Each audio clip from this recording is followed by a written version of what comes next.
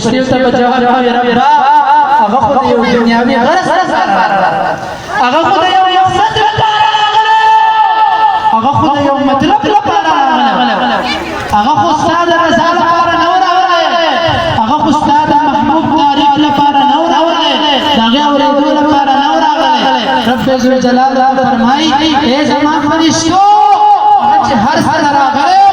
که دنیاوي غرض نه راغلی که مفاد نه راغلی که مطلب نه راغلی لیکن دې مجلس نه راغلی دې مجلس کې داخل شو دې مجلس کې ناس خپل سټیکر نه ورو منټ نه ورو خپل پلیټ نه ورو وای زه څومره غفور رحیم ذات ثم السخاوه بادشاہ چې دې نور په فعل باندې ما بعده زما زیدانو دا ډیر مبارک مجلس دی نه یا مثال داسې څنګه جو ماشوم په پیپر واچي هغه ګنده کې دا ګنده پیپر په स्कूल ته ځي ایران ته څنګه وایو ایران په کور کې تاسو چې ګنده پیپر سنبال باندې ارمانه کوي خله زما ديگانو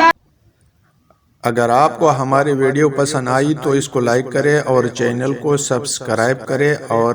comment section में अपने कीमती राय का इजहार करें। जज़ाकल्लाह।